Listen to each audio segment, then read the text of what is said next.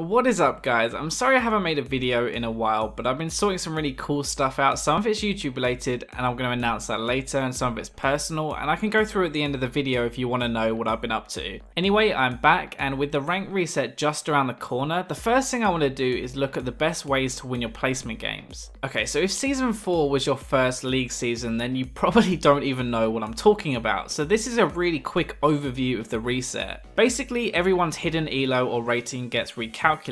You then get put back to unranked and have to play 10 placement games to get assigned a new league. Who you'll be playing against and with depends on where you were before. In reality, you're basically going to be playing with the same people just below and also above you where you were before the reset happened. Now after 10 games you'll be placed into a new league, probably lower than where you were before, and then the grind starts again to climb back up. The really important thing is that these 10 games carry a really big plus or minus to your MMR or your matchmaking rating, so they will have more of an impact on your rating than any of your games afterwards. Alright, so that's how it works. Now this is how you win them. I've been playing since season 1, I've done placements like 3 or 4 times, and these are all things that I do to increase my chances of winning them. So first off, what should you play? Well, you can play the OP stuff at the moment if you're good with them, but in general, you want to play your best champions. Don't mess around with counters, good matchups, just play what you are comfortable on and aim to win your lane. For placements, you should really be able to play 2 or 3 roles and at least 2 champions in each of those roles. This is going to give your team enough flexibility to put everyone in roles that they can play well, and if your main role is taken, you still have other options where you'll be having an impact in the game.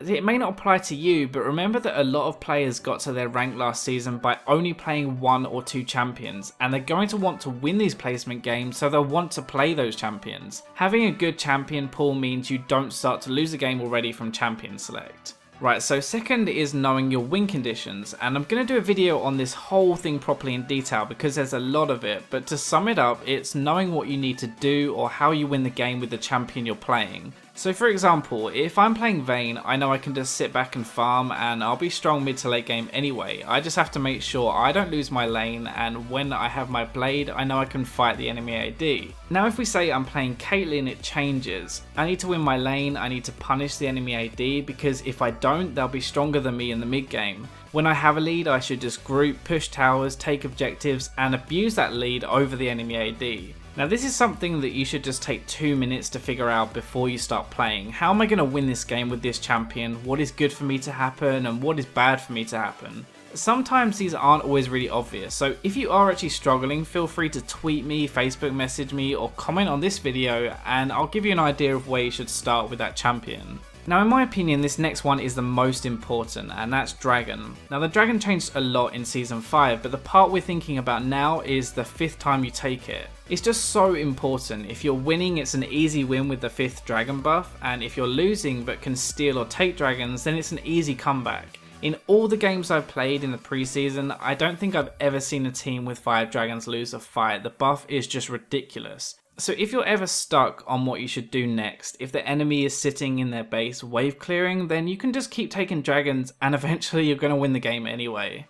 Now this next one is a little different, and this is something I personally do all the time, and it's more about mind games. Now you have no idea what elo your lane opponent was last season, and they have no idea what elo you were either. I always spend the first 5 minutes of a lane watching them, just watching what they do, and that gives me a good idea of how good they are. So if they trade really well, they CS really well, then it probably means they were higher than you or around your level last season, and you might not want to take as many risks. If they don't trade well though, they take dumb fights, say CS badly, then they were probably lower than you, and that's when I make sure I go aggressive and really show them I'm the better player. Now these games are different to your others, that's what you have to understand. You aren't necessarily against someone of equal skill, so you respect the good players but you punish the bad ones.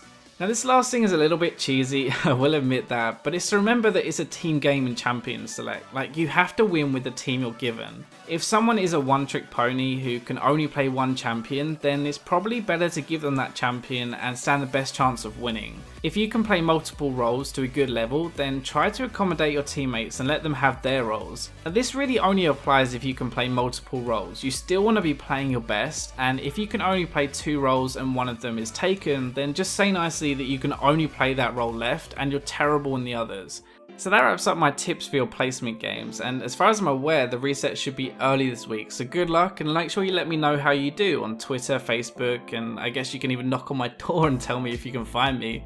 For those wondering why I did have that break, I've got a really big announcement to make in the next week, but I'm also going to law school later this year, so I had to kind of sort both of those out at the same time. I'm back now though, and I'm streaming as well, so thanks for sticking around and I'll catch you next time.